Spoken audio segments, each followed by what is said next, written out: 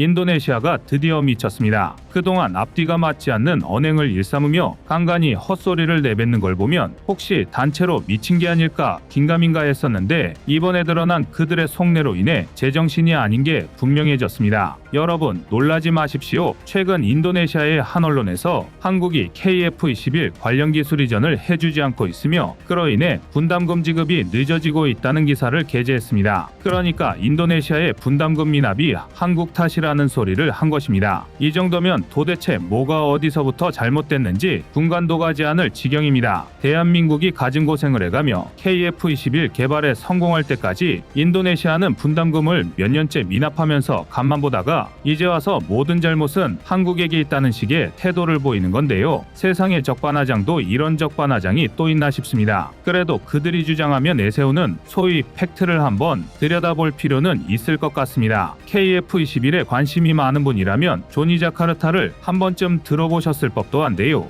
이번에 논란이 기사를 게재한 매체가 바로 조니 자카르타입니다. 인도네시아의 현지 매체로서 군사 분야와 KF-21에 관련해 많은 영향력을 가지고 있으며 실제로 인도네시아 정부의 입장을 대변하는 것으로 알려져 있습니다. 이를테면 중국의 관영 언론인 황구시보와 비슷한 성격의 매체라고 생각하시면 될 것 같습니다. 조니 자카르타는 지난 4일 기사에서 두 가지의 충격적이고도 어이없는 내용을 실었습니다. 첫 번째는 한국이 인도네시아의 KF-21 관련 기술 이전을 제공하지 않는 것에 대한 비난이었습니다. 처음에 합의와 다르게 KF-21의 A사 레이더 기술과 IRST 기술을 이전해주지 않고 있다고 한 것인데요. 한국이 기술 이전을 해주기로 한 약속을 지키지도 않으면서 공동개발국인 인도네시아를 비난만 하기 때문에 분담금 납입이 지연되고 있다고 한 것입니다. 정말 몰라서 이런 말 같지도 않은 소리를 하는 건지 아니면 알면서도 언론 플레이를 하는 것인지 정신이 혼란스럽습니다. 일단 이 기사에 대해 당연하고도 간단한 지적을 하자면 한국이 인도네시아의 KF-21의 관련 기술을 제공하기로 한 것은 맞습니다. 하지만 인도네시아가 개발 분담금을 모두 지급하는 것이 기술 이전의 전제 조건이었습니다. 분담금을 완납하지 않고 있기 때문에 기술 이전 역시 이루어지지 않고 있는 건데도 인도네시아는 기적의 논의를 펼치며 억지를 부리고 있는 겁니다. 그런데 이보다 더 황당한 건 조니 자카르타가 KF-21의 개발 성공 자체를 조롱하고 비하했다는 겁니다. 그것도 인도네시아 내의 평가나 분석을 반영한 것이 아니라 중국 매체의 기사를 인용해 더욱 분통이 터지게 만들고 있습니다. 중국의 최대 뉴스 포털 사이트인 163.com은 최근 게재한 기사에서 KF-21을 쓰레기에 비유했는데요. 해당 매체는 한국은 미국이 기술로 KF-21을 개발했지만 5세대 전투기에는 턱없이 모자란 4.5세대 전투기에 불과하며 중국의 제니십과는 비교가 되지 않는 쓰레기 비행기라는 표현을 서슴지 않았습니다. 한국 무기를 깎아내리기가 중국 언론의 단골 소재니까 그냥 그러려니 할 수 있겠지만 인도네시아까지 중국발 기사를 앵무새처럼 인용했다는 것은 선을 넘었다고밖에 볼 수 없습니다. 조니 자카르타는 중국의 비난과 조롱을 인용한 것뿐만 아니라 자체적으로도 KF-21과 한국 방산의 기술 역량을 폄훼하기도 했습니다. 기사문의 내용을 잠깐 살펴보면 한국은 KF-21 제작에 관련해 전문성을 갖추지 못하고 있다. 한국이 만든 KF-21의 4대 핵심 기술 역시 검증되지 않았다며 그야말로 아무 말 대잔치를 벌였습니다. 전문가들은 인도네시아 정부의 입장을 대변한다는 조니 자카르타가 이렇게 무례하고 비논리적인 기사를 게재하는 것은 한국 내 분위기와도 연관이 있는 것으로 분석하고 있습니다. 분담금 납부를 지연하고 있는 인도네시아 정부에 대해서 한국 국민들이 굉장히 분노하고 있으며 우리 정치권에서조차 인도네시아를 KF-21 사업에서 퇴출시켜야 하는 것이 아니냐는 의견이 대두되고 있는 것을 인도네시아도 알고 있다는 건데요. 또한 인도네시아 대신 새로운 공동개발국으로 폴란드가 거론되고 있는 것도 잘 알고 있습니다. 이런 상황에서 인니가 선택할 수 있는 건 그다지 많지 않은데요. 그저 최대한 대한민국의 성취를 깎아내리고 자신들이 아량을 베풀어 KF-21을 만들 수 있었다고 선동하는 것뿐입니다. 이런 사실은 조니 자카르타의 또 다른 기사를 보면 더 확실히 유추할 수 있습니다. 한국에서는 폴란드를 KF-21 개발 사업의 대체국으로 거론하고 있지만 유럽은 러시아, 우크라이나 전쟁으로 인해 정세가 불안한 상황이며 폴란드는 한국에서 대규모 무기를 도입하면서 막대한 부채를 안고 있기 때문에 KF-21 사업에 참여할 여력이 없다는 기사를 게재한 것입니다. 그러면서 또 다른 기사에서는 양산이 불투명한 4.5세대 전투기 KF-21을 도입하는 것보다는 기술적으로나 성능으로나 훨씬 진보한 튀르키예 5세대 전투기 사업인 TFX 공동 개발에 참여하는 것이 낫다며 한국을 자극하기도 했습니다. 심지어 한국이 KF-21 기술을 이전해주지 않는다면 중국 5세대 전투기 제20의 에이사 레이더 기술을 이전받을 수도 있다며 앞뒤가 들어맞지 않고 일관성도 없는 주장을 펼치기도 했습니다. 이런 정황들을 종합했을 때 두 가지 분석이 가능합니다. 첫 번째는 인도네시아도 이미 자신들이 KF-21 사업에서 퇴출당할 것을 감지하고 한국과 인도네시아의 공동개발 파트너십 해체의 책임이 한국에 있다는 핑계를 만들고 있다는 겁니다. 두 번째는 공동개발 사업을 계속 이어간다는 전제하에 KF-21 분담금을 최대한 적게, 최대한 늦게 내면서 기술은 기술대로 다 이전받고 만약 추후에 KF-21을 인도네시아에서 현지 생산하게 된다면 해외 판매도 자기들 마음대로 하겠다는, 그러니까 최대한 유리한 위치를 차지하려는 욕심에서 비롯된 것이라는 것입니다. 하지만 그런 욕심은 어디까지나 인도네시아의 머릿속에서만 존재하는 망상에 불과합니다. 대한민국이 KF-21 개발 사업을 시작하고 첫 시험 비행을 하기까지 22년의 세월이 걸렸는데요. 애초에 미국으로부터 이전받기로 한 에이사 레이더, IRST, EOTGP, RF 제머 등의 기술은 미국 측의 일방적인 기술 이전 불가 통보로 무산됐고, 그로 인해 모든 핵심 기술은 우리 손으로 직접 개발해야 했습니다. 그런데 인도네시아는 8천억 원이라는 미납 분담금을 제대로 납부하지도 않으면서 한국이 기술 이전을 해주지 않는다고 생떼만 쓰고 있는 형국입니다. 그동안 대한민국은 인도네시아의 엄청난 인내심을 발휘하고 수많은 편의를 제공했습니다. 경제 사정이 좋지 않다는 인도네시아의 읍소를 받아들여 분담금 납입 지원을 눈감아줬고 2021년 11월에는 분담금의 30% 정도를 현물로 대체할 수 있도록 합의해주기도 했지만 이 역시 지켜지지 않았습니다. 그리고 올해 6월까지 미납된 분담금 납부 계획을 한국 측에 제출하기로 한 약속도 이행하지 않았습니다. 그렇다면 한국은 인도네시아에 얼마의 시간을 더 주고 어느 정도의 인내심을 더 발휘해야 할까요? 이제는 인도네시아의 퇴출이든 분담금 완납이든 결자 해지의 시간이 점점 다가오고 있습니다.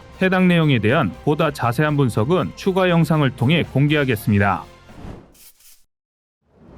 요람에서 무덤까지, 많이들 보고 들어보셨을 문구지만 어디서 유래됐는지 정확히 아시는 분들은 별로 안 계실 것 같습니다. 요람에서 무덤까지는 제2차 세계대전 당시 영국 정부가 국민들을 위해 마련한 사회보장제도를 홍보하려고 만든 문구인데요. 이후 영국의 복지제도가 많이 개선되고 발전되긴 했지만 요람에서 무덤까지라는 문구처럼 완벽하게 지켜지지는 않았습니다. 그러나 폴란드 국방력 증강의 핵심 공급원인 대한민국은 요람에서 무덤까지 를 탄약에서 무기까지로 자신있게 바꿔도 될 만큼 폴란드 국방력의 토양을 기름지고 영양가 있게 만들어가고 있습니다. 최근 국내 최대 탄약 생산업체인 풍선과 폴란드의 국영방산그룹 PGG가 다국영 탄약 공급에 관한 MOU를 체결했습니다. MOU는 법적인 구속력이 없기 때문에 양측 간 합의가 무산될 가능성도 없진 않지만 현재 폴란드의 상황을 봐서는 현실화될 가능성이 100%에 가깝습니다. 실제로 풍산은 탄약 공급과 더불어 폴란드 현지의 탄약 생산 공장 건설도 추진 중인데요. 이 사업은 올해 초부터 이미 진행이 시작되고 있었습니다. 지난 3월 우리 정부의 고위 관계자가 폴란드가 대한민국 정부와 풍산의 탄약 생산 거점 건설을 요청해왔다는 소식을 전한 적이 있습니다. 우리 정부에서는 폴란드의 요청을 긍정적으로 검토하겠다는 답변을 내놓았는데요. 당시 폴란드가 제안한 내용은 K9 자주포용 곡사포탄, K2 흑표 전차용 포탄을 연간 10만 발씩 생산할 수 있는 탄약 공장을 건설해달라는 것이었습니다. 한국과 대규모 무기 도입 계약을 체결한 폴란드가 현지의 탄약 생산 공장 건설을 요청한 건 어떻게 보면 당연한 수순이었습니다. 폴란드는 한국의 방산 기업들과 FA50 48대, K9 자주포 672문, K2 전차 1000대, 천무 다연장 로켓 290문 등 다양한 무기 체계를 대량으로 구입했는데요. 그만큼 사용될 탄약의 양도 어마어마할 게 불보듯 뻔한 일이기 때문입니다. 하지만 폴란드는 탄약 생산 능력이 부족하고 그렇다고 매번 한국에서 탄약을 수입하는 것은 비효율적이며 비용적으로도 부담이 적지 않습니다. 거기다 폴란드 주위의 나토 가입국들 것들은 전쟁 중인 우크라이나의 탄약을 지원해주는 것만으로도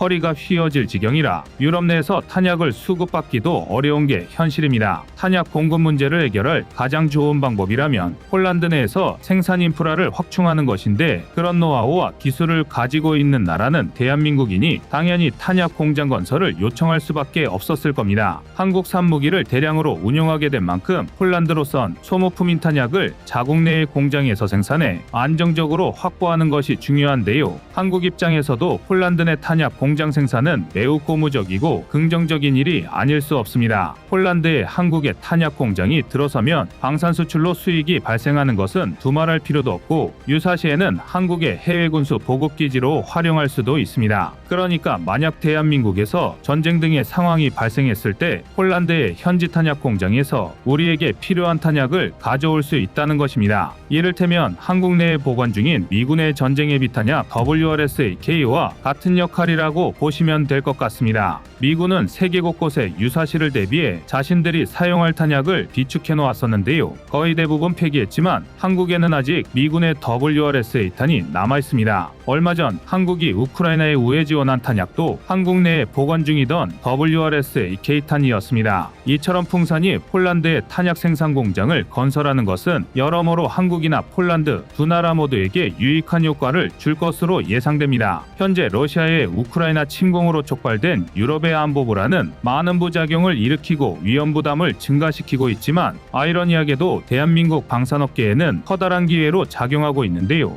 우리가 전쟁을 끝낼 수 있는 게 아니라면 이 기회를 최대한 살려보는 것도 나쁘지 않은 선택일 것 같습니다. 이상 꺼리튜브의 밀리터리 단신 속보였습니다.